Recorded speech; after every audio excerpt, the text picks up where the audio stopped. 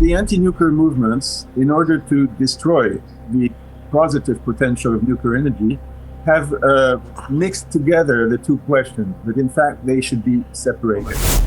But in the future, we can build these fast reactors and then use uranium in 100 times more efficient manner, which means the resource uranium will be like 100 times more abundant.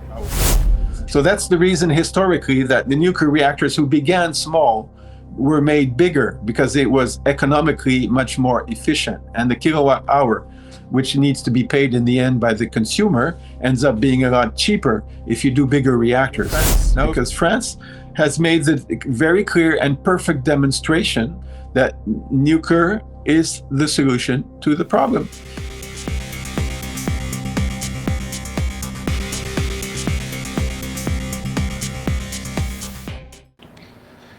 Meet Bruno Comby, a man who spent nearly 3 decades trying to convince environmentalists that their greatest enemy might actually be their greatest ally.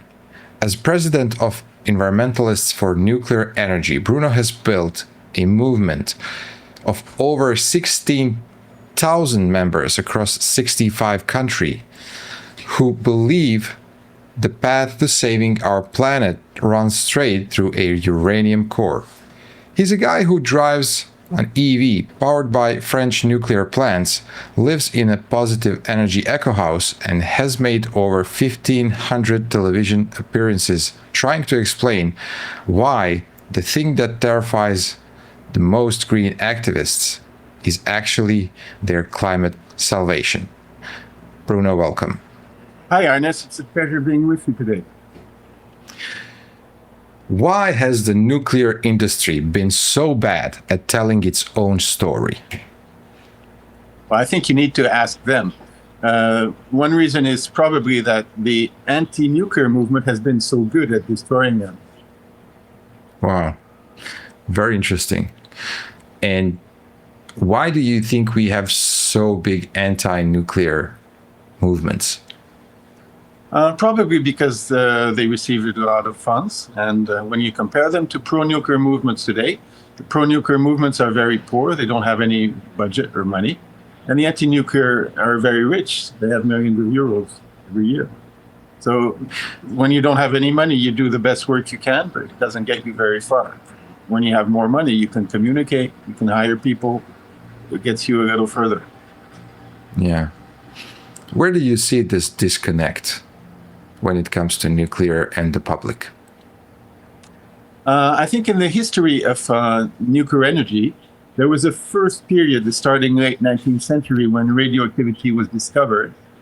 The reputation of nuclear energy then was good.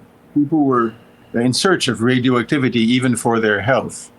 And then with 1945, World War II, Hiroshima and Nagasaki, this abruptly became hugely negative. The public took suddenly conscious of the potential destruction, that how powerful it is and how many people it can kill, 100,000 persons just with an atomic bomb explosion. So this was like an immense shock.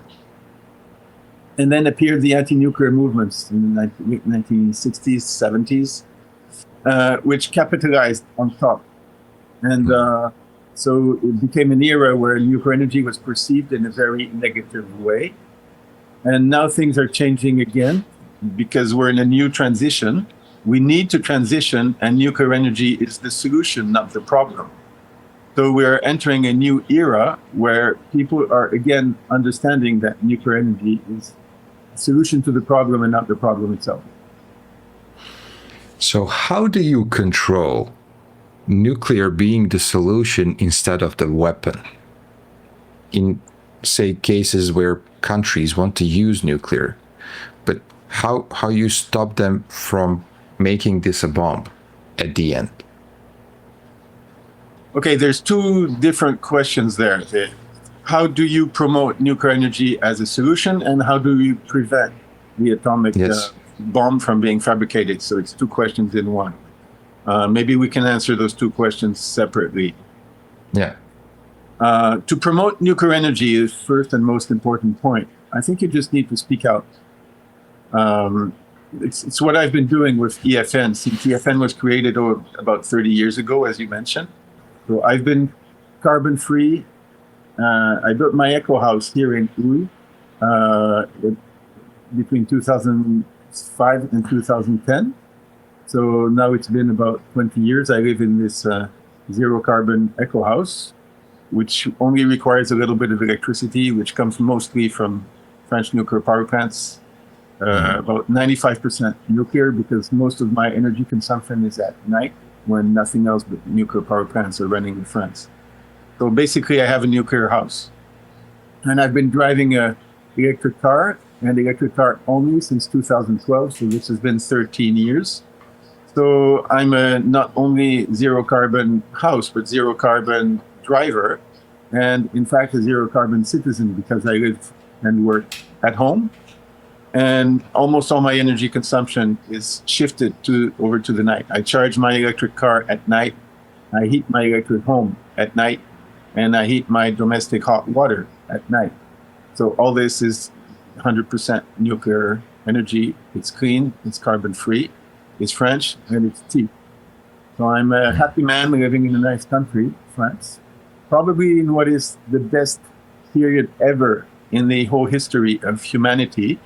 We're very lucky to live now at the beginning of the 21st century. We have cell phones that we can call our friends at the other end of the planet, like we're doing today, talking, exchanging. We have a construction technology that we can all live in a nice apartment or home. We have electric cars that are available to drive us around without polluting the planet. We have internet technology that gives us almost infinite access to human knowledge. This is absolutely extraordinary. This wasn't even the case for my parents just 1 or 2 generations ago. And we're not sure it's going to go on. It depends on the decisions we will be taking from now on. So we're very lucky to live in this fantastic moment in the history of humanity. And I think we should seize this chance rather than throw it down the drain. Yeah, absolutely. In short, I'm an optimist. It's good to hear, actually. Not so many people these days are optimists. And back to the second question, how do you prevent this, go in a wrong way when there's a nuclear being used in a country? Okay, so first thing, the anti-nuclear movements, in order to destroy the positive potential of nuclear energy, have mixed together the two questions, but in fact they should be separated. When you look at the history of military uses of nuclear energy until now, it's quite independent from the development of civilian nuclear energy. So the two things should be separated. The countries who developed the atomic bomb usually did not have a civilian nuclear program. They first did the atomic bomb, and then after, because they had the military, they developed the civilian. It didn't go the other way around. That's the case for the United States. First, they exploded Hiroshima and Nagasaki. And then in the 1970s, which is a quarter of a century later, they developed the nuclear power plants, which provide about a third of the electricity in the United States. For France, it's the same. First, we developed the atomic bomb, and then we did the reactors. So it's not because we had the reactors we did the atomic bomb. So this, again, is also the case in the UK and in China and in all other developed countries. In fact, we have several examples where the development of a civilian nuclear program permitted to halt a military nuclear program. For example, in South Africa. South Africa had developed the atomic bomb, but through diplomatic discussions, at some point, they decided to sign the Non-Proliferation Nuclear Treaty, NPT, and accepted to stop their military program in exchange of being given the civilian nuclear technology, which was the French reactors, 900 megawatt reactors, which the French built 2 reactors in Coburg, and in exchange, they stopped their military program. So we can see in this case, it's the civilian that stopped the military, not made it possible, exactly the opposite. And we have another similar example with the case of Argentina. In South America, Argentina and Brazil were developing nuclear bombs. They were in a sort of military race between each other. And at some point, they created a common agency, which is called ABAC, to mutually survey each other, stop their military program, and cooperate for the development of nuclear civilian energy. So we can see that in most cases, not only it's not the civilian program that develops the military, but it can be even the opposite. Military that ends up becoming civilian, and in some cases, even the civilian ends the military program. So it's you should not be afraid that a civilian program will create military use. In most cases, it's exactly the opposite. The reason for this is also that when you become a nuclear power, because you have access to this fantastic energy, can you imagine that just 1 gram of uranium gives us as much energy as 1 ton of carbon, chemical energy? 1 gram to 1 ton is a factor 1 million. Now, this is really a huge difference, very big difference. It's not just 1 to 2 or 1 to 10, 1 to 1 million. It's a huge leap forward for those countries and those people who can unleash this tremendous force in favor of their population. So this is the reason that United States, Canada, Europe, now China are countries where people can live happily with enough food to eat and enough education that they can become well educated. So to become happy and live longer, you need to have nuclear energy. Nuclear energy doesn't make you live shorter, it makes you live longer and happier. Oh, a great lesson in just one answer. Bruno, you've spent 30 years trying to convince environmentalists that nuclear power will save the planet. After 16,000 converts, do you feel like you're still screaming into the void? No, I didn't try to convert anybody. I succeeded in getting a message through. It's not a try, it's a success. When I started, it was alone with a couple of friends here in France. Then rapidly, I built a website, translated the website into English. This was in the mid-1990s. It was the beginning of the internet. It seems like the internet has been around forever. In fact, it wasn't that long. So because I'm bilingual myself, I'm born French, speak French very well, but of course, also I'm okay with speaking English because I grew up in North America. So I did the internet, the website for EFN, which is ecolo.org, immediately in French and English. And then people started showing up because when you type nuclear energy in the mid-1990s on the internet, the only thing that came up was ecolo.org. We were the first website about nuclear energy. So people started showing up in different countries. And the first thing I would do is ask them to help translate the website into their languages. So they would become what we call a local correspondent for EFN. So if any of you watching us are in a foreign country and you want to become a local correspondent of EFN, that's possible. And then you can help us either with translations or by getting the message through in your area, in your country, in your city, wherever you live. So it's EFN is just a network of people like you and me who cooperate and get the same message out to the public. So I'm always happy to contribute in any way I can to this mission, which is the core mission of EFN. So people would translate the website in different languages. We got it translated in 15 languages that way. And that's how the word started spreading. That's the basic story of EFN. Take me back to 96. What was the moment you realized you had to choose between being popular environmentalist or being right about nuclear power? Between in the previous 10 years, like the mid-80s and the mid-90s, I was a popular environmentalist. I wrote 10 books before writing my book on nuclear energy. The title of the book is the same as the organization, Environmentalist for Nuclear. So before writing that book, I wrote 10 books on 10 different subjects in the environmental field. So I was a popular environmentalist, before I became a popular environmentalist for nuclear energy, I was a popular environmentalist independently of nuclear energy. I wrote 10 books on how to stop smoking, how to eat healthy organic foods, how to take a siesta, relax, do yoga, do some physical activity. So I was an expert in a healthy lifestyle and environmental protection and a transition of our lives, not just a transition of our energy. And then the energy transition came after 10 years, because in that world of healthy living and transition to another lifestyle, I was a popular speaker. And in many of my presentations and conferences, people would show up and start giving a sort of negative message about nuclear energy. So sometimes I would challenge them and say, what do you know about nuclear energy? And the answer was usually like, nothing. It's just I'm against it because it's bad.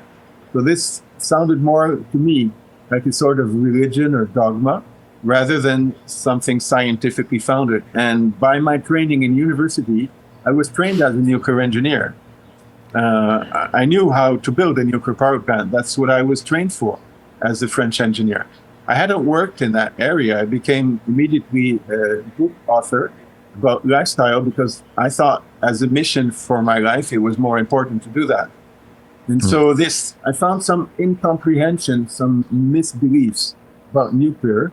And after 10 years of being confronted to this misbeliefs and misconceptions, I thought there was something there that I needed to educate the environmental community about what is really nuclear energy, and not just that it's bad, but about its many benefits for the environment. Because in fact, when, as I mentioned, you take just a few grams of uranium from the inside of the Earth, instead of taking millions of tons of materials, then the scar that you inflict to the planet by the mining process is much smaller by orders of magnitude of a million or more. So this is really a big, big change and a big benefit for the planet. The scar we inflict is infinitely smaller. And then on the other side of the chain, an industry will transform this and it will produce waste. But because the amount of matter that you're taking is millions of times less, the amount of waste that you're producing is also millions of times less. So the damage to the planet on the other side with the pollution is also infinitely small. And the radioactive substances that can be toxic, of course, radioactive waste, is not thrown back into the ecosystems. It's isolated from the environment until it becomes harmless. So in fact, the impact for the ecosystems is absolutely nil when nuclear energy is developed in a proper manner. But you said it would be a lot of, less mining. Do we have enough uranium, and for how long? Okay, yeah, sure. There's plenty of uranium on the planet, and for the moment, we just hardly started exploring it, because geologists will search for uranium only as much as the industry requires. And if the industry wants more, the geologists will search and they find more. That's how things go for any element, any chemical element or molecule. When in the beginning of the history of oil, like when the Americans were searching for oil in Texas in the beginning, it was just spurring out spontaneously on top of the ground. And so you didn't have to go deep underground or deep underwater to search for the oil in the beginning. So it's sort of the same for uranium. We're just in the beginning of the history of uranium exploration right now. And the more you search for it, the more you find. In fact, in the beginning of exploitation of any element, the more you search, the more you find, and the known reserves continue to increase every year, even though you're using part of the reserves. You're burning uranium, about 60,000 tons every year of uranium is burned today. It's found, explored, mined, and burned.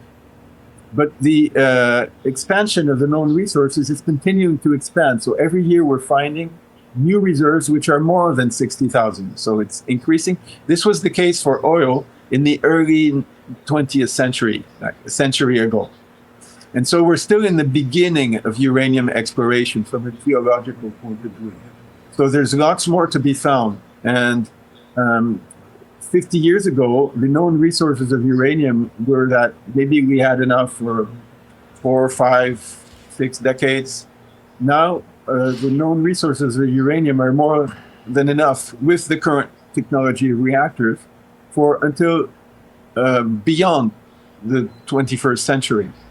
And so we can see that these reserves have increased, although we've been burning 60,000 tons a year. And when you look into it in more details, this is using the current technology of reactors, which is the water pressurized reactors or the water boiling reactors. But if you start reintroducing the technology that France has proved works very well, which is the recycling technology, where you start doing MOX fuel, then you can burn 30% less. Then you can start with the fast reactor technology and burn the plutonium. And then when you burn the plutonium or with the fast reactor technology, you can also burn the uranium-238 in a complete manner, not just the uranium-235. Because with today's reactors, the basic fuel is uranium-235. But as you know, it's only 0.7% of the uranium that's available in nature. So there's 99.3% of natural uranium that today is basically unused. So you just burn the 0.7%. So if you contain this uranium-238 and also burn it, then the potential supply is 100 times more than with the current existing reactors. So that's what you call the fast neutron reactor, or the fast reactors in short. So these reactors, many prototypes have been built in the United States, in Russia, in France, in China now, and so this technology works. It's not developed much for the moment because we have those water reactors that are simpler and cheaper to build for the moment. But in the future, we can build these fast reactors and then use uranium in 100 times more efficient manner, which means the resource uranium will be like 100 times more abundant. And so when you go to these fast reactors, the resource is almost infinite. So for this, you just need to build the fast reactors, which are proven. France has built and operated Super Phoenix, which was a 1,300 megawatt electric fast reactor, and it operated well until it was closed, unfortunately, in 1997 for purely political reasons. When the Greens entered the government, they asked to stop the nuclear reactor as a condition for entering the government. And so the socialists decided to accept their condition and stop Super Phoenix, which was the most advanced reactor in the world. What a pity. Wow. So now I'm just getting questions into my head. But first one, since we're talking about mining and rare minerals, what about thorium? Yes, so of course you're right. Thorium is another radioactive element which is abundant in the Earth's crust. There's about three times more thorium than there is uranium. So in the future, if whenever, and it might be in a long time, we start missing uranium, we can go to mining thorium and building thorium reactors. Now the thorium type of reactors is a little bit different. You have to transform it into uranium-232, 233, 234, and then you burn that. And there's 3 times more thorium, so the potential of energy mining is, again, 3 times more than everything we've just been talking about, which already takes us in millenniums ahead from now, even if you power the whole of humanity with nuclear reactors burning uranium. You have enough for millenniums, and then you can turn to thorium and continue. Now, the reason thorium has not been developed much until now, you see, from the very start, it was envisaged, even for the military program. There's 3 ways to make an atomic bomb. You can make an atomic bomb with uranium-235. That was the Hiroshima bomb. You can make atomic bomb with plutonium-239. So that was the Nagasaki bomb. And then there was the third route, which was the thorium bomb. In the Manhattan program, humanity, the Americans followed the 3 routes. They had 3 programs to make the bomb. But only 2 of them finally succeeded, and they stopped the third one, thorium, because it was a bit more complicated. And so they didn't need it. And it's sort of the same for the reactors. It's more complicated to build the thorium reactors. So many countries have tried. The United States started. then India is the country that explored that path in the most advanced way, because they have a lot of thorium in India, more thorium than uranium. And so they built a complete thorium reactors. But it appears that the thorium cycle is a little bit tricky to handle, especially because when you have a uranium reactors, the reactors we have today in Europe and in North America and Asia, then the nuclear fuel before it's burned is basically hardly radioactive at all. Uranium is radioactive, but it has a very long half-time. For uranium-235, the half-time is 750 million, about 700 million years. And for uranium-238, it's something like 3 or 4 billion years. And so this is very, very long, but because the half-time is very long, it means that every instant, it's hardly radioactive at all. It almost doesn't decompose. Uranium is almost a stable element. That's the reason we still have uranium on the planet, because the uranium we have today was created when the Earth was created from the explosion of the sun billions of years ago. So although several periods of this half-time have history has gone by, billions of years, many billions of years, but we still have these little bit of uranium, although it has only been decomposing since the birth of the universe. So we have still uranium available, a little more thorium, and you're right, thorium is a nuclear resource for the future, but because the reactors are a little more complicated to fabricate and to operate, for the moment, the uranium it has, taken most of the market because it's simpler and cheaper. So you mentioned a lot development of the technologies. Who is actually leading this race, if there is one? Like, what technologies, what countries? Okay, so the race for nuclear energy has started after World War II. In the beginning, it was a military program. So basically, United States started the race. Then the Russians, there was a Cold War period where it was sort of a race between the Russians, or the Eastern countries, and the Western countries. France and Europe were sort of in the steps of the Americans. And now more recently, Asia has grown as a sort of superpower and advanced group of countries. So until now, the Americans and the Europeans on the other side sort of apart were the Eastern countries, and now the Asian countries coming up very fast. So until recently, probably, so the first champions were the Americans. Then the French bought the technology from the Americans, built their own program in a completely independent manner, and brought it to full scale. So very few countries now master the complete cycle with the fabrication of the reactors, the production of the uranium and nuclear fuel, and the recycling of the nuclear fuel, and then the different type of reactors and technologies. It's different according to each country. But probably France became the most advanced after a few decades, because the United States stopped the recycling of nuclear fuel. But today, the two countries who master this technology the best are the Russians and French. And but the Chinese are climbing fast, and in the close future, it will probably be the Chinese. The Chinese nuclear reactors, now they have over 60 nuclear reactors, which means they're ahead of France already just by the number of the reactors. And they are coming ahead of France also by the power installed in gigawatts. So China from now on will be the number one country in the world. It's quite clear. Same as for building electric cars, same as for building factories in general. So China has taken the lead, or is taking the lead these years. Wow. We could probably expect that, but what about Korean technology, and Canadian CANDOs and so on? Okay, the Canadian technology is a little bit different because, as you mentioned, the CANDOs means Canadian depleted uranium. That's how you explain the CANDO spelling. Canadian depleted uranium.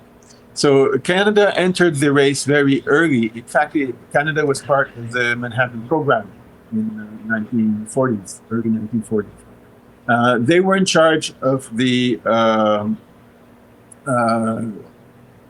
thorium and root, and so they had AECL, Atomic Energy of Canada Limited, and they were very advanced after World War II. And so they developed their own technology because it's complicated to enrich the uranium-235, which is necessary path in order to make your reactors with water and boiling, pressurized and boiling water reactors. You have to enrich 235 from the 0.7% that it is in nature up to something like 3 to 5% in order to burn it in today's reactors. But Canada is a small country, and it's something complicated to develop that part of the nuclear cycle. The US, France, Europe succeeded, but Canada didn't go that way. So there's another way to make nuclear reactors is by using natural uranium, only 0.7, not enrich it. But then you need a moderator that's more efficient than water. And so what you call heavy water, which is deuterium and tritium. So heavy water is a more efficient moderator for the neutrons. It slows down the neutrons. In order to have an efficient nuclear reactor, you need neutrons, but they should not be too fast for the water reactor technology. So water slows down the neutron, but not enough that you can use natural depleted uranium. If you use heavy water, then you don't need to slow down the neutrons and you don't need to enrich your uranium. So that was the path chosen by Canada. So they developed these depleted uranium, or maybe you could say naturally not enriched, natural uranium reactors that could do that. And but they called it CANDU, which is pretty much the same. And so they developed this special technology, which is called CANDU. They sold it to Pakistan.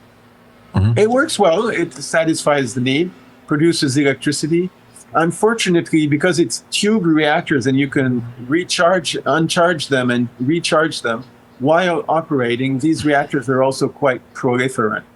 So you have to be careful with the inspections, and the IAEA, the International Atomic Energy Agency, that needs to inspect those reactors quite closely, because contrary to the water reactors, they are more easily proliferant.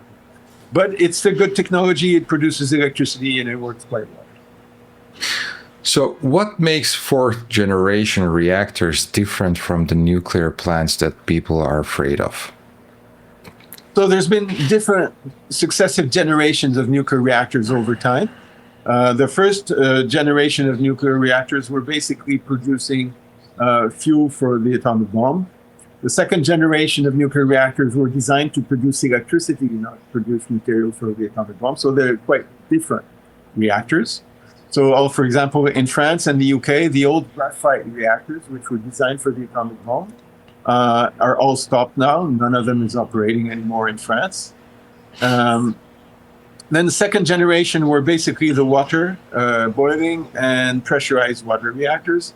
In the boiling reactors, it's just a variant of the pressurized water reactor. And these were designed to produce electricity, nothing else, no military objective.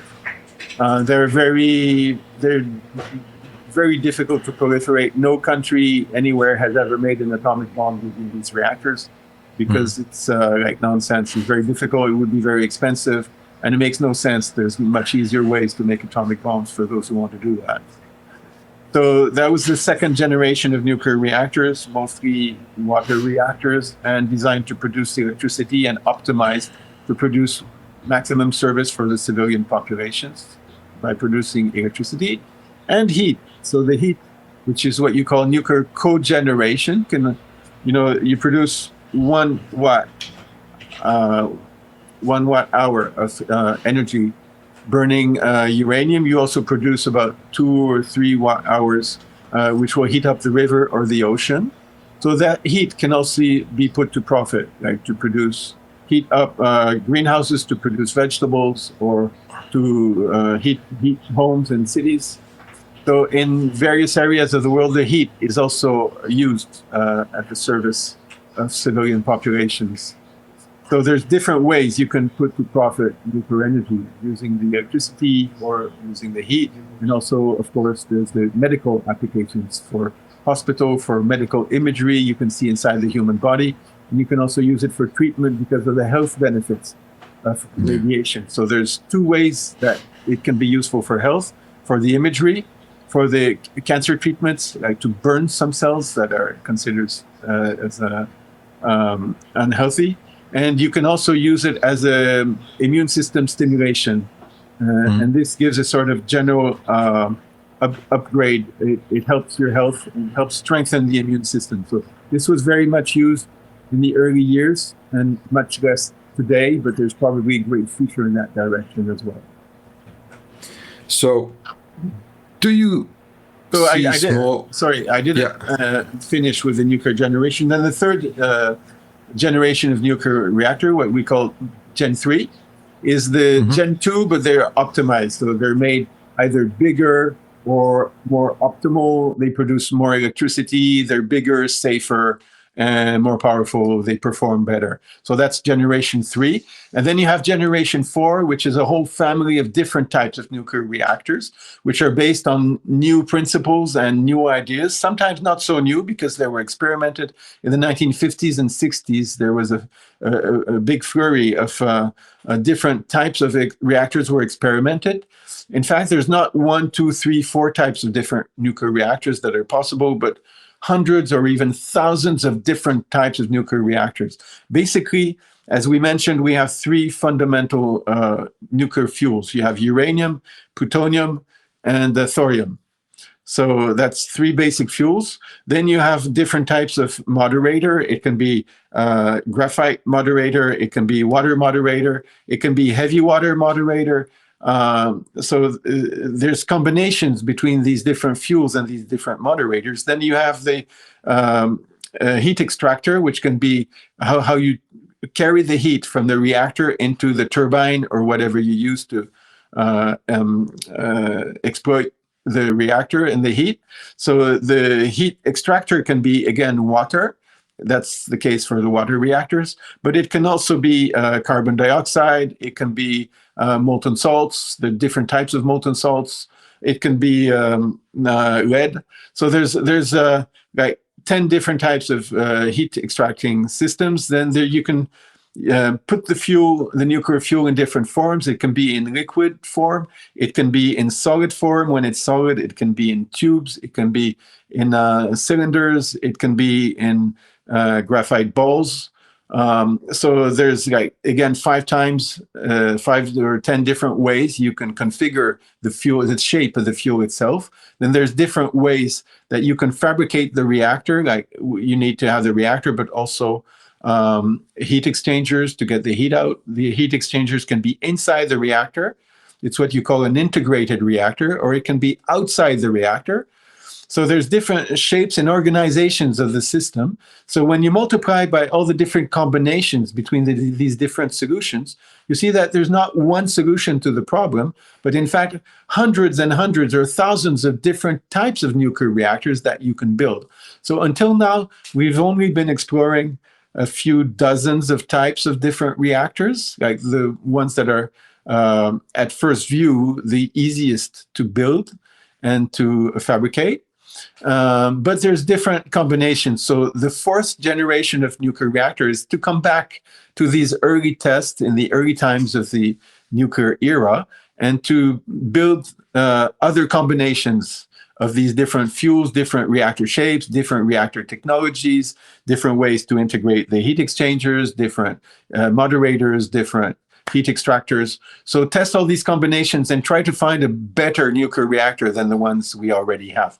So that's the whole history of the 4th generation of nuclear reactors. So it started in the 50s and 60s exploring different fields. Then it narrowed down to only a small number of different types of new reactors. And now it's getting wider again, exploring all the different paths. We're pretty much coming to the same conclusions as we already came in the 50s and 60s, which is that the water reactors are quite easy and cheap to fabricate because they're very compact. And then there's different solutions like the fast reactors, the plutonium reactors, the thorium reactors. So we're still exploring, building prototypes, and I encourage the industry to continue to explore and continue to build prototypes, because maybe at some point we might find a combination that's better, or maybe has specific applications in some areas. So we should pursue all these different paths in order to find and develop the best possible nuclear reactor. There's so many combination possibles, and we're very lucky that not only we have one solution to the climate change problems and the energy dilemma to which humanity needs to find a solution, because until now we're basically burning carbon one time through and then throw the carbon dioxide out into the atmosphere. This is polluting the entire planet. It's perhaps modifying the climate. And so we need to find a solution. We're lucky that we have not only one solution, but several nuclear solutions. All are very compact, all are very clean, and we need to optimize it in order to make sure we have the best solution. So different countries go different paths, and we should continue to build some of those prototypes. Now I understand why you have converted so many people. I'm on the same path. So, do you see small modular reactors as the future of nuclear, or just a stepping stone? Okay, so first, historically, the nuclear reactors started by being small. And after being small, they were scaled up and then became bigger. There was a good reason for that, is that when you build a reactor, you have sort of fixed cost, and then you have proportional cost. And fixed cost is very high in the case of nuclear energy, because when you have a reactor, you need a team that runs the reactor. Whether the reactor is 100 megawatts or 1600 megawatts, like the EPR, the biggest reactor in the world, which is French, it's pretty much the same team to run a reactor, whatever the size of the reactor. You need engineers that presses the right buttons to make sure the reactor is under control and everything is running safely. And the size of the team is the same, whether it's a small reactor or a big reactor. So the cost is the same. So there's this fixed cost that's very high for the personnel. For the safety of the reactor, it's the same. When you survey the reactor, and you need a safety engineer, you need a safety team, you need to do tests, you take radioactive samples around in the earth, in the atmosphere, in the river near the nuclear power plant, make sure it's not contaminated. All this is fixed at cost. So whether it's a small or a big reactor. So there's a economical benefit in making the reactor bigger, because the cost is pretty much the same, but you produce more service, more kilowatt hours. So that's the reason historically that the nuclear reactors who began small were made bigger, because it was economically much more efficient. And the kilowatt hour, which needs to be paid in the end by the consumer, ends up being a lot cheaper if you do bigger reactors. Now, of course, this holds only as long as you have enough clients and users for the amount of electricity you produce. So if you go on a small island, say you want to build a nuclear reactor in La Réunion Island in the Indian Ocean or in Tahiti, then there's no point in making a reactor that's bigger than what the island will consume, because you cannot transport it across the ocean. So in a grid that is a huge electrical grid, like Western Europe or Northern America, then reactors will always grow bigger, and I don't think that we'll go back to very small reactors because of the economy equation. So on a big grid, you need big reactors to produce the base load supply of electricity for the country. Then you can have smaller applications like powering islands, or maybe in the north of Canada, north of Siberia, maybe for some industrial applications like extracting oil from the oil sands in the north of Alberta in Canada, or powering some parts of Siberia, maybe powering some islands like Tasmania or Corsica, or overseas departments of France. So small islands, electrical islands, will probably be powered by small nuclear reactors. So we also need the small reactors in addition to the big ones. I personally don't believe that the small reactors are going to overtake the big reactors. There's a sort of fashion today that the small is beautiful, and that small reactors will be better than big reactors. of course, if it was true, it would be wonderful, and it's a nice dream. But I think it's basically more a dream than a reality. At least it's not what we're seeing until now. So the idea that reactors are sympathetic when they're small, it's a nice idea, but it doesn't hold economically. It doesn't correspond to what we've been seeing historically. It doesn't correspond to what we're seeing right now, and it doesn't correspond to the need. The basic energy need is that human population needs fair amounts of energy.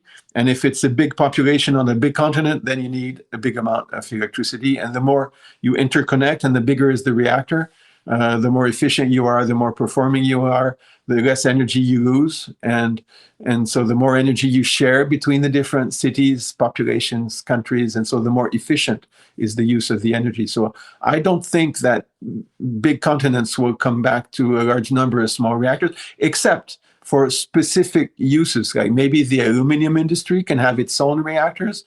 Maybe to heat up the cities, we can have a small reactor producing heat near each city in the future. So there are markets for small reactors, but they're probably niche markets and new applications of either heat or electric power. And so, yes, there are, or maybe producing medical isotopes as well. So there are niche markets that will need the small modular reactors, but I personally don't believe that the SMRs will take over the big reactors.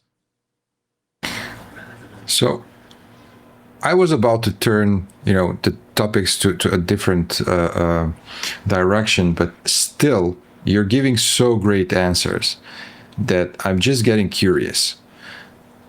Why do we have so many delays and additional costs in project planning and execution when it comes to nuclear? Can we, in a way, learn from the history and lock down the timeline, the price, whatever else, and to be efficient and within the planning frame for building and running these nuclear plants? Okay, first thing, there's two basic reasons that the cost and the delays have gone up. In the beginning, the nuclear energy sector was basically unregulated. Of course, the engineers were very careful with the safety from the beginning because they knew that they were handling huge amounts of power. So you have to be careful. It's like if you drive a very fast and powerful car, you have to be prudent and drive it in a safe manner.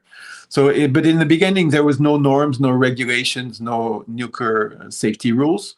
So engineers were free to do what they want. Then over time, the rules became more numerous and more complicated. So to the extent that now we have a highly regulated industry that with so many safety rules, so many laws that you need to respect, that in France, if you want to transport like even 1 milligram of plutonium or enriched uranium, you need to have a police escort, you need to have a triple containment and make declarations to the environment minister, to the industry minister. And so just transporting 1 milligram of uranium from point A to point B will take months just to organize. And will cost a huge amount of money because you will need to hire so many engineers, policemen, safety guards.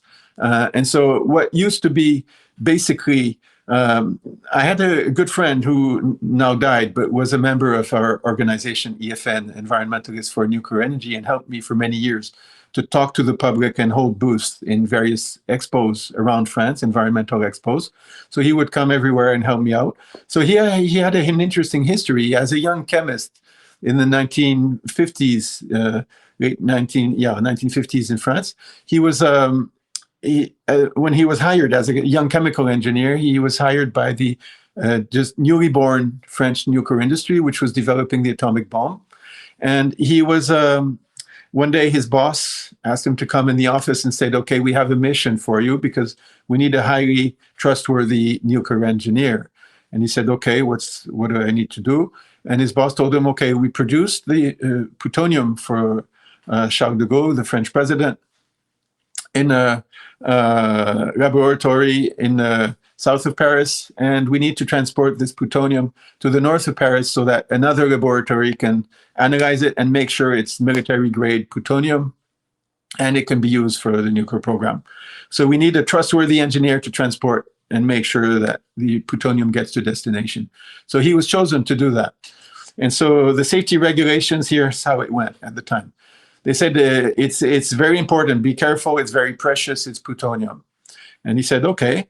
So it was powder form, and they took double safety measures. So the double safety measure was they put uranium in a small plastic bag, and then the double safety, they put it in another other plastic bag, like supermarket type of bag. And then he transported the plutonium in his pocket to the destination where it was supposed to go. This transport was successful. It took 2 minutes to organize, and in 1 hour, the plutonium was at destination. So that's how you used to transport plutonium in the old times, in the early times of the program.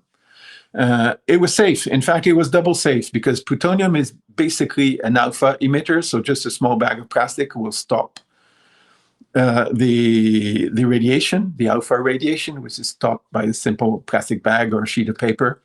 And so if you put a double plastic bag, it's double safe. But now to transport the same amount of plutonium, it takes a huge amount of time, a huge amount of money, and many persons have to sign a lot of papers before you do it. So, of course, I'm in favor of nuclear safety. I'm in favor of having strict rules and respecting these rules because it can be unsafe, so you have to be careful. So radio protection and safety rules are highly important and should be respected. But maybe we've gone to a sort of extreme where it's become too much. When you look, for example, at the EPR reactor, to build it in France, it took us almost 20 years and it went way over budget. To build it in Finland, it took almost 20 years, it went high over budget. But to build the same reactors in China, it took less than 10 years and it was almost on budget. So the problem is not with nuclear energy itself, it's with the over-regulation. We've developed the industry, and there was a intense pressure against this industry because of anti-nuclear groups during decades and decades of going on television and talking about all the risk and dangers, presenting babies with cancers as being synonym of in nuclear industry. So everybody became afraid, and it's become highly regulated, maybe too much. Maybe we could come back to some sort of common sense. And also because the working rules in Europe and in the Western world have become complicated, especially so in France. So we have too much regulation on work in general. So it's good for social development in the beginning, but when you go too far, it makes you inefficient. It makes everything expensive and everything complicated. If you just want to build in the Paris area a small road, a new road that's like 2 kilometers long, it almost costs you €1 billion each time. So whatever big program you want to run, it costs you €1 billion and it takes 20 years to get the legal authorizations. Then you have to go in court and fight against all sorts of groups which oppose the project, and you lose 20 years, whatever you want to do. And the nuclear industry is just the foremost advanced in this process of regulating and making things very complicated in the name that you have to be careful and the precautionary principle, which are basically good, but when you take it too far, it becomes absurd and stupid. Wow. So you've been critical of Germany's nuclear policy, especially their influence on France. What did Germany get wrong? Germany just had the most powerful anti-nuclear movement in Europe. That's the reason they were wrong. They just chose the wrong politicians. They were among the first to get the Greens in their government. Then once you have the Greens in government, it's like when you have a bug in the fruit. It just eats up all the fruit and nothing is left. So the same happened in France, but a little later and to a lesser extent. And that's the reason the French industry, which is or was and still is to some point the best in the world, was progressively halted, paralyzed, and has difficulty to just keep going, keep advancing. Fortunately, in France, we were very lucky that we developed our nuclear industry just late enough that the water reactor technology, which are the best reactors today, they're the most efficient, they're safe, they work well, they age well over time, and they basically render the service that we're asking them, which is to produce electricity and or heat. So France would make the choice late enough to choose the water reactor technology. The British, which were slightly more advanced in the beginning, chose the graphite route, which gives smaller reactors, which are a little more complicated to operate, which are also more proliferant, and they basically it's better to use the water reactors, economically more efficient and easier to build and maintain the cycle. So France was lucky to choose the correct technology at the correct moment and build it fast enough that the Greens were not yet in government when the whole program was developed. So the Greens did not succeed in stopping the nuclear program in France because they arrived in government in 1997. And basically all the French reactors were built by then. In Germany, they came earlier and they succeeded in halting the nuclear program to the point that Germany now has stopped all its nuclear reactors. It's a pity. German scientists were very advanced in nuclear science in the early years. They had excellent nuclear scientists. Same for Enrico Fermi in Italy. Italy started building after World War II nuclear reactors as well. In the 1970s, they had several of these reactors were even built, and then they decided not to operate them. They didn't even start some of the reactors they built. And so they halted the whole nuclear program. So France was lucky enough to go just in between, arrive at the right time, and not get the Greens in government fast enough that they could stop the whole thing by going on TV and saying stupid things. Your claim, German foundations fund anti-nuclear movements in France with over €1 billion annually. That sounds like a conspiracy to me. What's actually happening there? Well, it is a conspiracy. It's just that the Germans have chosen an anti-nuclear path. It's their right. But then they want to impose their choice to the whole of Europe, and including France. And they are especially afraid of France because France is succeeding where they failed. So they're sort of jealous. It's a human reaction. It's understandable. And so they...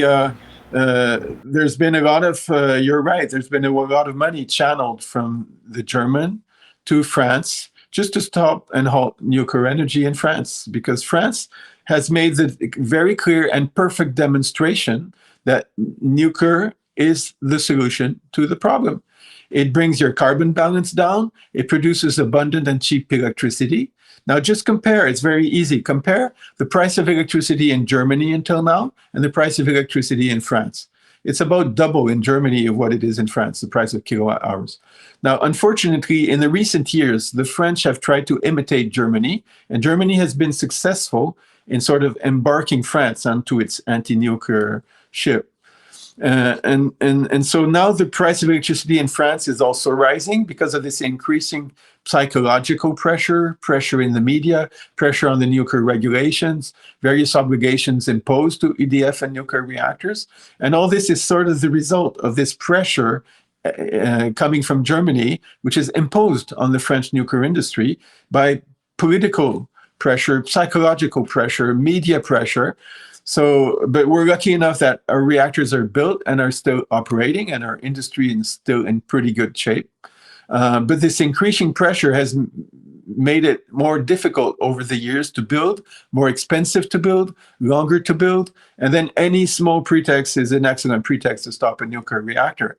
So it's becoming more difficult in France, and the French nuclear industry is working very well, but it's under strong pressure right now because of these anti-nuclear forces coming, especially from Germany. You're right to underline that.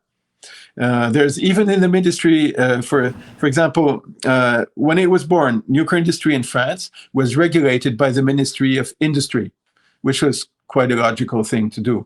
But then over time, it became, there was a double head, Ministry of Industry and Ministry of Environment.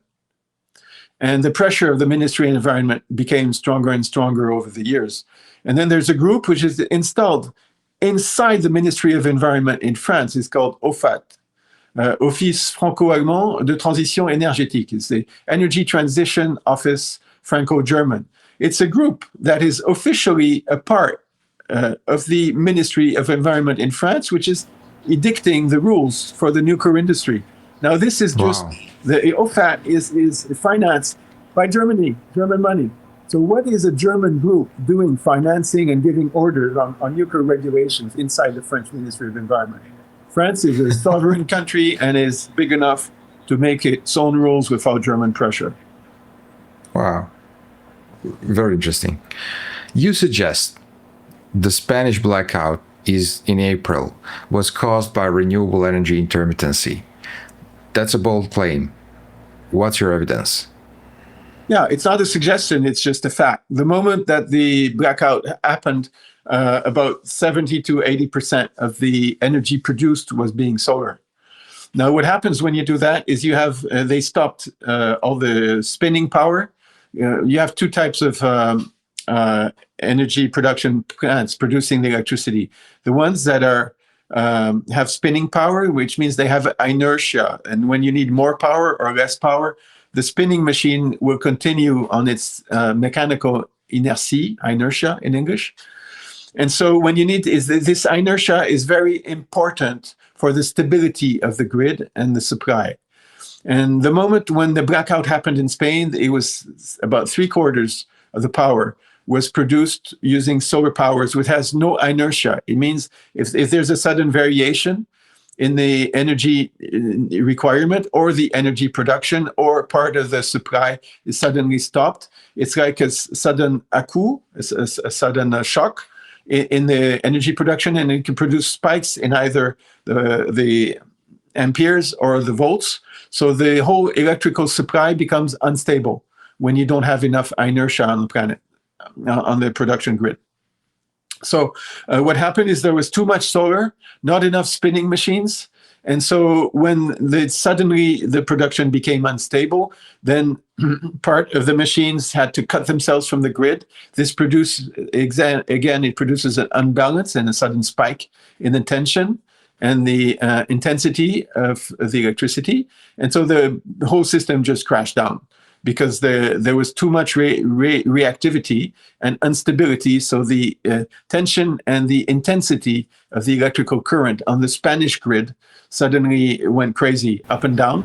And so all the electrical machines then have to go into safety mode, whether it's the production facilities or the consumption on the consumption side. So everybody sort of cuts off from the grid to put itself in safety mode because there's either too much or too little, either amps or volts. And so the whole grid goes into safety mode, stops, and then crashes down. And so that's what you call a blackout. So it already happened in 2006. I think it was in November 2006, because of the windmills in Germany. And there was a sudden spike, again, in intensity and tension because of a high voltage line over the Rhine River. But this was due basically to the instability caused by wind turbines in Germany, where all the wind turbines, there was too much wind. It's a paradox.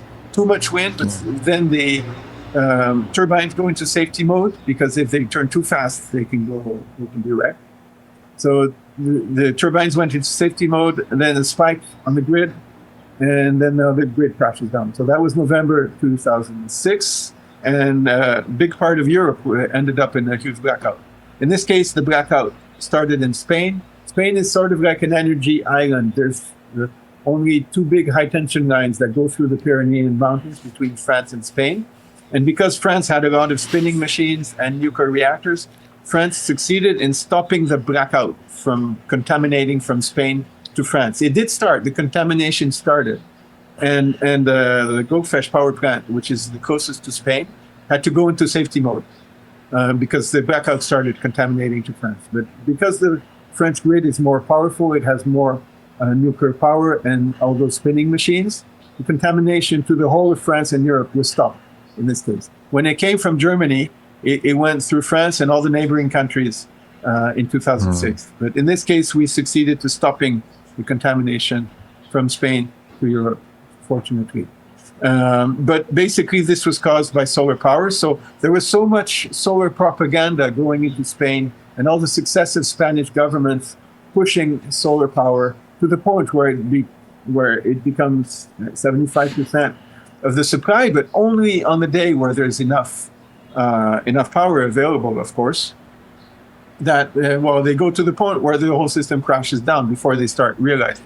But because there was so much political investment and financial investment put into it, they just don't want to recognize their error. So all the official reports sort of underplay the role of too much photovoltaic on the grid. But the real fundamental cause is the lack of spinning power. Every expert in electricity will tell you that.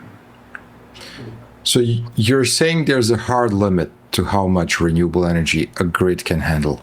Yes, absolutely. In fact, this limit, now we found the limit with the Spanish story. The limit is the highest you can get before the system crashes is about 75%. But you're playing with the limits. Initially, in fact, it's higher than we thought. The electrical engineers previously thought that in most cases, it depends how the grid is configured, many small details. But we thought the limit would be more around 40, 50%. It ends up that in some specific cases, like Spain, you can go up to 75%, but only on those specific dates. But then basically, that's not the question. The thing is that when you develop intermittent energy, electricity is a service. It's an important service to the population, to the industry, to the cities, to the businesses. You cannot run an economy without electricity in the modern world. So when you need to provide this electricity 24 hours a day, full time, when it's needed, in the amount it's needed.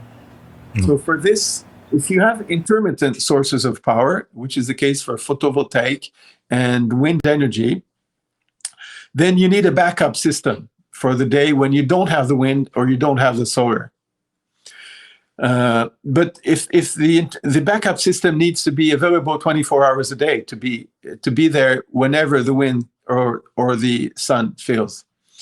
And the moment you have the backup power, it means you need to have the double investment in the intermittent system and in the backup power. But the backup power can be available 24 hours a day.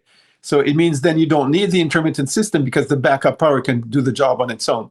So every dollar or euro that you invest in the intermittent energy is the euro that is just lost. It's thrown down the drain, you flush the toilet, and it's lost money. It's a lost stranded investment. You don't need it. You don't need it because the backup power can solve the problem by itself. And in the case where the backup power is nuclear energy, then it's available 24 hours a day. It's carbon free. So we have the perfect solution with nuclear energy. So what's the point in throwing not billions of euros, but hundreds of billions of euros down the drain in an energy that is intermittent and doesn't solve the problem? It's sort of lost. So understand me properly. I'm not completely against either solar power or wind energy. I live here in Uy, in my own home, which is Positive Energy Eco House, which I built myself. And I have the solar panels on the rooftop just above my head here.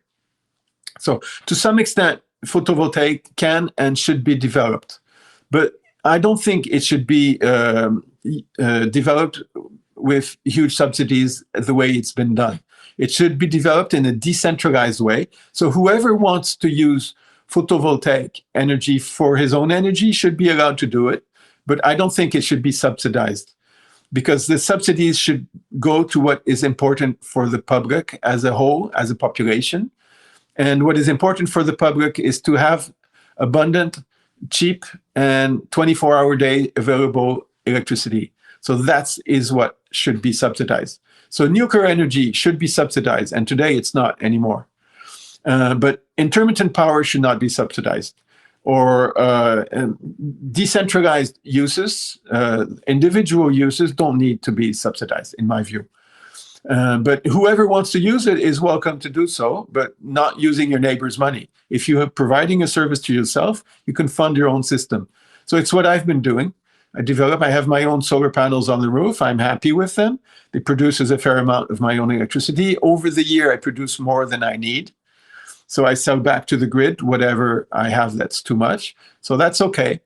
And everybody should be allowed to do that, but it doesn't need to be subsidized where you buy the electricity more than it's worth in the market price, or to be subsidized for private use more than necessary. So that's sort of stupid. Now, also many people say that you need to encourage the industry at the beginning. So it needs to be state funded in the early years.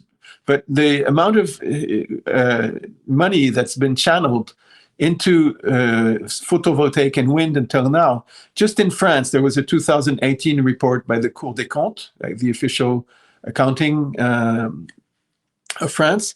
It was 121 billion euros that had gone into funding solar power and photovoltaic power by 2018. Now, by now, it's an additional 5 to 10 billion euros per year. So already, so we're getting close to 200 billion euros channeled to intermittent energies for France. Now, we're not in the early start of a new industry when you're up to 200 billion euros. In Germany, it's over 500 billion euros they have spent while they have wasted in developing these energies, and then they end up with energy that's emitting like the amount of carbon dioxide per kilowatt hour in Germany is like, I don't have the exact number right now, but like 200 grams per kilowatt hour of carbon dioxide. In France, it's 4 grams, like 50 times better. And the electricity is half price. So what's the point in following the example of the Germans? It's not an example. It's just the exact example of what not to do. Don't do like the Germans. Just look at France, look at the numbers, carbon dioxide emission per kilowatt hours. Look at the numbers, how much the electricity costs in France and Germany. And then look at the number, how much it's going to cost in China, where they have a more efficient system and they're building it in a smarter way. And it's also quite safe. They bought the French technology and now they're duplicating it. And they're going to be a lot more efficient with their industry than we are because they're simply smarter in the way they do things. So, what do countries like Turkey and Indonesia understand that Western environmental movements don't? Turkey has a few nuclear power plants and they're building more, but they're not like one of the big countries yet. They're still buying the nuclear technology from countries like Russia or other from foreign countries. China is much more advanced in the process than Turkey is. So what they're understanding is they're just looking at what we've been doing and taking the lessons from it. So they're taking the good part and not taking the bad part. So the good part is building the industry and having nuclear energy producing your electricity. And the bad part is letting the anti-nuclear movements develop and halt the whole system. So just take the good part and leave the bad part. So let's address nuclear waste. Is this a solved problem, or are you just comfortable with the risk that most people find unacceptable? No, nuclear waste is a solved problem. First thing, as I mentioned, it's a factor 1 million. There's 1 million times less matter that you burn. It produces 1 million times less waste. That's by the weight. Now, if you compare with oil and gas, which are the two big competitors for energy, and coal, the waste is carbon dioxide. The most biggest amount of waste is carbon dioxide. So it's a factor 1 million by mass. But if you go by volume, in the case of burning carbon, it's a gas. So the density is more than 1,000 times smaller for the gas. And so it's a factor several billion by the volume, 1 million times by the mass and several billion by the volume. So it's not just a smaller amount of waste, it's a hugely smaller amount of waste. It's like an infinity of difference. Because of this amount of waste produced by nuclear power is so small, both in mass and volume, the strategy that was used from the environmental point of view was completely different from the very start. The nuclear waste is confined. It's not rejected in the environment. So with the burnt fuel, if you take the example of France, you take it to the La Hague reprocessing plant, and then you separate the uranium that is burnt from the uranium that is unburned, the 235 from the fission. You separate the fission products, the plutonium, and the unburnt uranium. Then the unburnt uranium, you can reuse it to burn in the nuclear reactors again. The plutonium-239, you can also reuse it and burn it into either the existing reactors with the MOX fuel or into the future reactors, the fast neutron reactors. So you can store it for the future. It's a precious treasure for the future. And then you have the fission products, which are only 3% of the total mass, which means a very small amount of an already very small amount. And so these are vitrified, and they are not sent back into the ecosystems. They're vitrified, and then they're conditioned in a way that they do not go back into the ecosystems. And so the impact on the ecosystem is absolutely nil, because simply the waste is not put into the ecosystems. So that's the basic way that nuclear waste is handled in France and in the Western world. You can confine the waste, so zero impact. You can reprocess it and recycle most of it at 97%, which is a huge amount of recycling. It's better than in the paper industry. It's better than in the steel industry. So the nuclear industry is the most advanced industry on Earth for the recycling process. It's the example that every other industry needs to follow. And so the impact on the ecosystems is absolutely zero.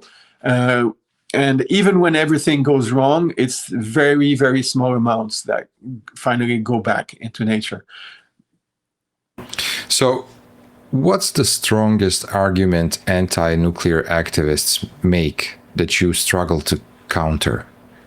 Well, there is no strong argument that's difficult to counter, because the case for nuclear is so strong. And it's when you understand how it works, it's so easy to counter it, that there is no strong argument against nuclear power. Nuclear power is the solution.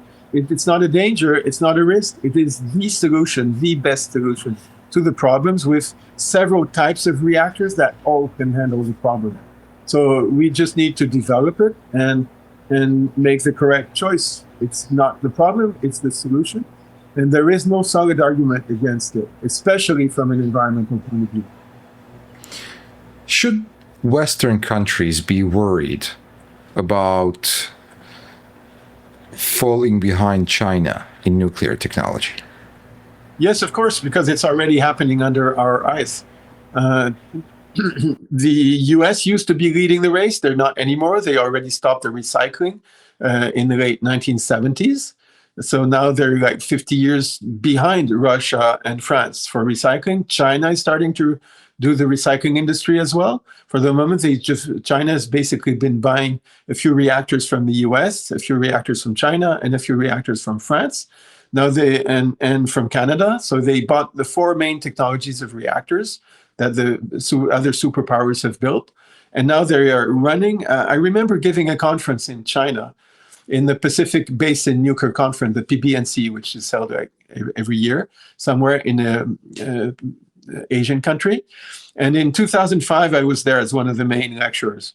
And I gave the conference, and I remember that the other lecturers were talking about the development of China, and their strategy was very simple. We just buy 2 or 4 reactors from each of the main technologies of the main countries that have developed nuclear power before us. We build these nuclear reactors. It takes about 10 years. So that was between 2005 and 2015, 2020. They bought the reactors and built them.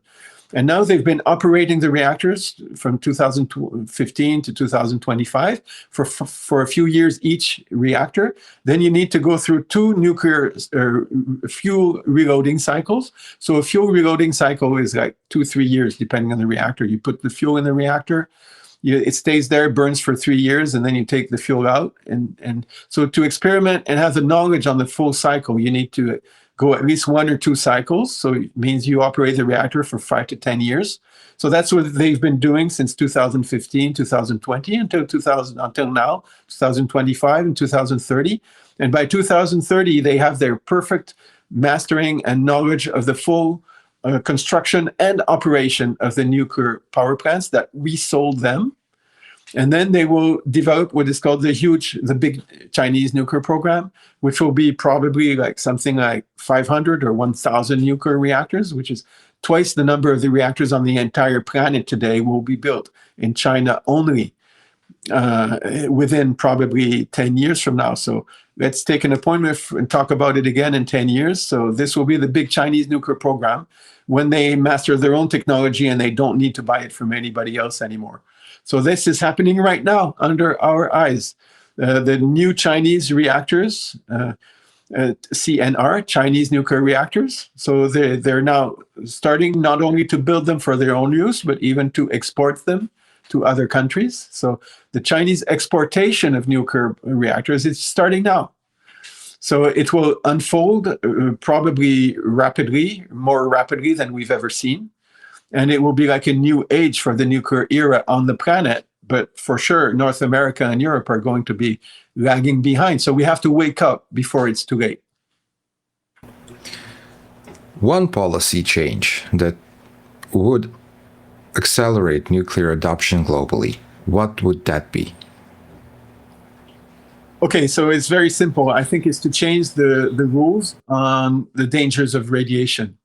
Basically, radiation protection today is based on the idea that you have to minimize the exposure to radioactive elements. So that sounds like a reasonable rules, and in fact, it is.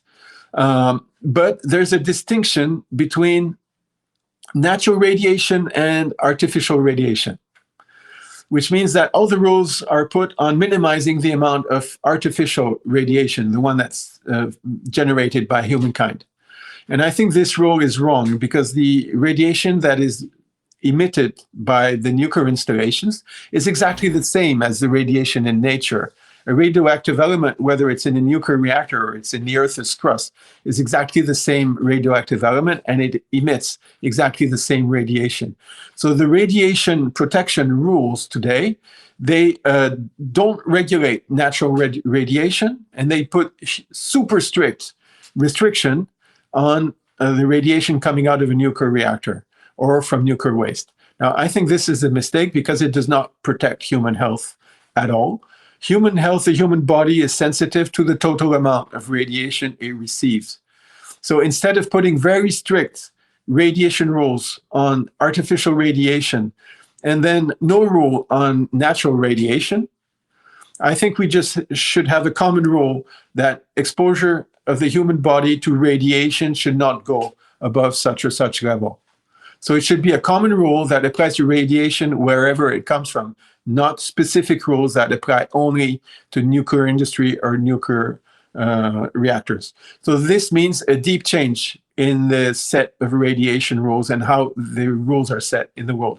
Now, if you do this, the rules are going to have to change very deeply because, in fact, the exposure to radiation of the population, whether it's anywhere on the planet where there's a nuclear industry, most of the exposure is from natural radiation. It's not from the nuclear reactors at all. So it means that the radiation rules imposed to the nuclear reactors should be less strict, and the rules imposed on nuclear radiation, on natural radiation, should be probably the same as they are today, or a little stricter. And so it's the sum of the two that needs to be regulated. The amount of radiation that we are exposed to, that is how you can optimize also the protection of human health. Now, there's also a major point that needs to be understood. So this point is about education. And this is a major change that would change everything. Most people think that any amount of radiation is toxic and that the less you have, the better it is. Now, this is simply untrue. There's radiation absolutely everywhere in nature, and the human body is perfectly adapted to a certain amount of radiation that you find in nature.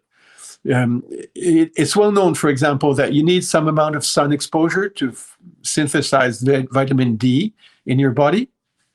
So sun exposure, which is radiation exposure, the sun is just a big nuclear reactor suspended in the sky. And so when you expose yourself to sunlight, you're just receiving nuclear radiation in the form of sunlight, but also ultraviolet, infrared, etc.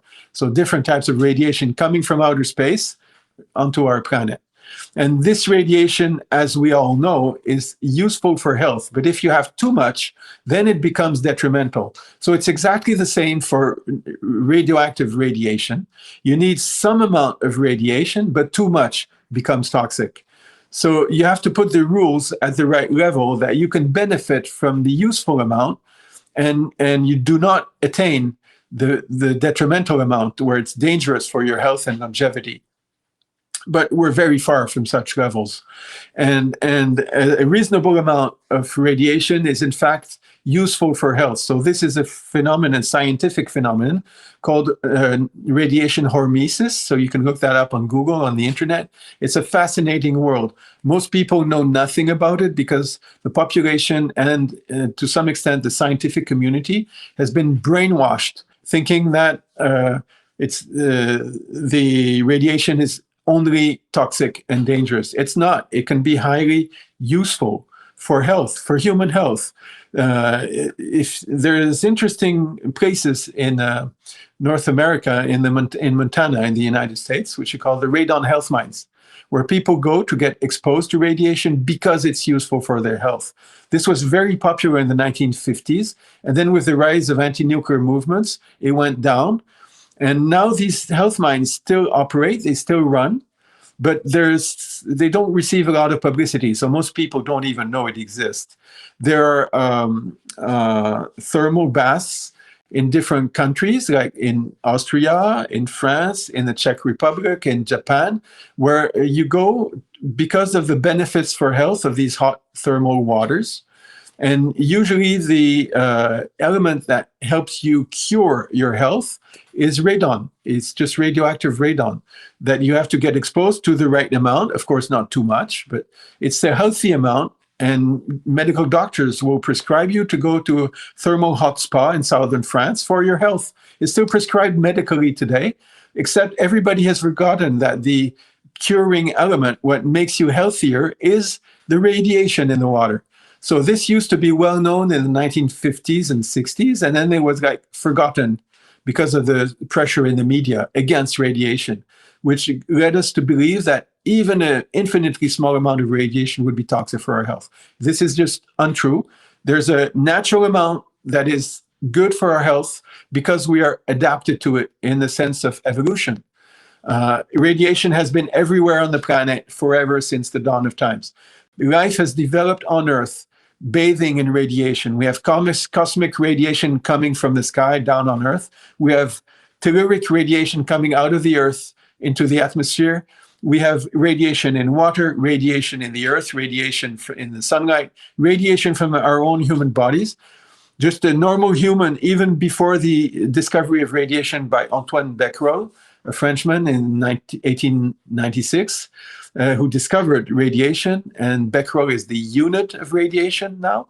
So since radiation was discovered, and even before it was discovered, it was useful in nature. It plays a role in stimulating the immune system. It plays a role in human health, and it's absolutely useful as long as you stay in the useful range. Now, there's a lot of study still to be developed to make sure what is the useful range, but it's for sure a lot higher than what we are exposed to today. Life started developing on the planet like 2 billion years ago, when radiation was much higher than it is today in nature. And in some places in nature, there's more radiation than other places. I've been traveling, and I specialized at one point in a very interesting area, which is what you call HBRAs, high background radiation areas. So these are locations on Earth where the radiation is naturally a lot higher than it is, for example, here in the Paris area. We have 0.1 microsieverts per hour of natural radiation all the time, not from the French reactors, coming out just from the Earth and the natural uranium decay. So 0.1 microsievert per hour. But I traveled on the beach of Guarapari in Brazil. So this is a natural beach since the dawn of times, and there's thorium that's carried down the river and deposits when the river meets the sea because of the change in the pH and temperature in the seawater. And so it deposits on the bottom of the seabed and then comes back to the beach in the form of radioactive sand rich in thorium. So the Guarapari beach is very famous for its thorium sands. And in fact, it's very famous in the whole of South America. People go to Guarapari for the health benefits. They go to, on this beach, to lie down on the beach and cover their body with the radioactive sand. And this has been known since the dawn of times. The Indians used to do it. The Amazonian Indians used to come to that beach to cure their illnesses since before radiation was even discovered. And it's still famous beach and city now for its health benefits. So this is still to be rediscovered by most of the population on Earth. And so I traveled to Guarapari. I also traveled to Ramsar. This is near the Persian Sea in the north of Iran. And here you have the most radioactive village on Earth.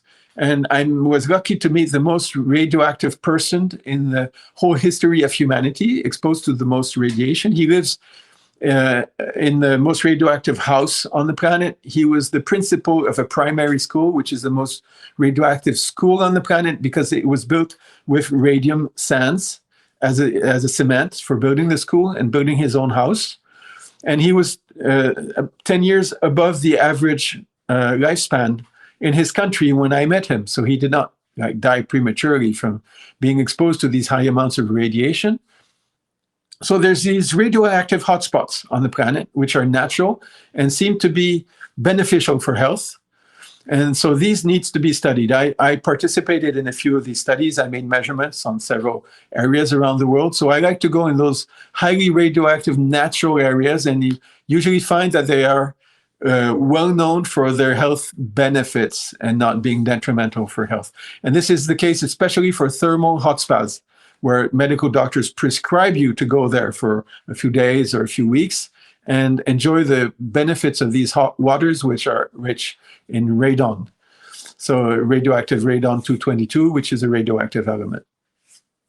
I'm going to definitely have at least one lifestyle question. There's no doubt about it. But is nuclear power still fast enough to matter for climate goals, or have we missed the window? No, we haven't missed the window. It's still possible. And again, look at the case example of France. France and Italy had a similar profile before the development of the nuclear program. They were increasingly dependent on burning coal, oil, and gas for their energy resource. But then in the 1970s, with the first oil shock, Italy decided to move out of nuclear power, although they had built a few reactors. And so they are on a zero nuclear European country with not much oil, gas, and coal. And so they became increasingly dependent on importing their energy, although they had, in the north of Italy, they had a fair amount of gas. But over the years, they became increasingly dependent on importing their energy and burned more and more carbon. France went for nuclear power. And so you can see that then the emissions per kilowatt hour of France went down dramatically to the point where we produce electricity basically without burning carbon anymore. Now, we still do burn a little bit of natural gas, and it's a pity that we didn't do we have 58 nuclear reactors in France, but it's a pity we didn't do 65, because it would just have been 5 or 7 more, and then we would be 100% nuclear clean. So for the moment, we're only 95% carbon free, which is already pretty good. And if, like me, you use your electricity mostly at night, then you're 99% or 99 point something percent carbon free electricity. So France is the example that you can decarbonize your electricity. Italy or Germany are the perfect example that if you don't take nuclear power, you don't succeed, you fail in decarbonizing your nuclear power. So Germany went for wind and solar. They developed wind and solar a lot more than France. Same in Italy, but they still produce half of their energy burning dirty coal. Now that's not good for the environment. It's not good for the planet. It's not good for the atmosphere, and it emits billions of tons of carbon dioxide into the atmosphere. So France is the example that shows, is a perfect demonstration that shows that you can be successful just with nuclear energy alone. In fact, France, of course, we have also hydro, and hydro produces 15% of our energy, and nuclear energy produces between 70 and 80% of our energy, so pretty much 95% clean. And if we build just a few more reactors, you can get almost 100%. It's easy. It's Wow. France is the example that made the demonstration. And that's the reason the Germans want to destroy the French nuclear industry so hard. For someone who's never thought deeply about nuclear power, what's the one action they could take tomorrow to better understand this debate? It's not very modest, but maybe read my book. The title of the book is Environmentalists for Nuclear, or just to put it more simply, just instruct yourself, educate yourself, learn about nuclear energy. It's a fascinating area. So there's lots of information available, not only in my book, but also on the web in general. So just start Googling and look up benefits of, not dangers of nuclear power, look up for the benefits of nuclear power, and then make up your own mind, compare the benefits and the dangers. Then maybe you will discover at some point that you've been fooled about the health effects of radiation, and that there are also very strong health benefits of nuclear power in being exposed to nuclear radiation. Of course, not at crazy levels, but at intermediate levels. There's benefits in health exposure to the sun. There's also benefits in being exposed to a sufficient amount of radioactive radiation. So go into these subjects, learn about it, radiation hormesis, benefits of nuclear power, small nuclear reactors, big nuclear reactors, different types of nuclear fuels, how much uranium there's in the Earth's crust, how much thorium. Figure out the numbers on your own. Don't listen just to me. Listen to the anti-nuclear guys, then listen to me, then read all the books, pro, against, and then make up your own mind. And you will end up realizing that you've been fooled for decades by all the anti-nuclear gang. Wow. And finally, one lifestyle question. What makes a great day for human body and soul? Okay, so that goes back to my other books and what I've been doing all my life in general. Apart from nuclear energy, I'm not just a nuclear advocate. I've been writing 10 books. 9 of the books are on natural health. So first point is that you need to have good food. Nutrition is absolutely essential. So eat more natural food. Don't transform the foods too much. If you can eat raw salads to the largest possible extent, then I was a vegetarian in the beginning, but I'm not anymore. I think meat is part of nature, but you should not eat too much. And it has to be good quality. So perhaps eat more fish and sea products than meat, or try to find a balance somewhere that works for you. So lots of raw, unprocessed, untransformed foods. Best quality, grow your own food to the extent you can. Here I have tomatoes and green salad in my garden that I grow organically myself. Of course, it doesn't fit 100% of my need, but it contributes. I have 10 fruit trees on my little piece of land here. So you can plant trees in your garden if you're lucky to live in a house with a garden. So good nutrition is intermittent fasting, and not eating too much is also an important part of the solution for your health. So discover these natural ways to be healthier. So I'm 64 right now. I hope to live to 100. I don't know if I'll make it, but at least I'll try and do my best. I like to do sports. I like to do windsurf. So physical activity is also important. Sailing, windsurfing, swimming, walking, not too much jogging. It's hard on your knees, but walking is the basic fundamental physical activity that we should be doing at least half hour a day. So physical activity, nutrition, and then sleep is very important. I wrote a book that's in English. The title is Power Sleep. In French, it's Éloge de la sieste, power naps. So sleep is an important part because it's all about the recuperation and the human metabolism, which works differently during the night. So recuperation is very important, and letting all your organs and internal chemistry to optimize itself and work well. So learn how to sleep better. And for that, you have to fraction your sleep into smaller episodes, not just sleep at night during 8 hours. You can sleep less, in fact, but also sleep once or a few times during the day. So it means taking a siesta or a nap. So learn how to fractionate your sleep and optimize it and follow your body's signals. Sleep when you feel sleepy. It's quite simple, in fact. So I take at least a siesta each day, and it enables me to concentrate better and work more and be more efficient and get my messages through in a more powerful manner to the public. So sleep nutrition, physical exercise. Then you can be active by what the information you spread around you. So be good to your family, be good to your neighbors, be good to your country, or be to the planet.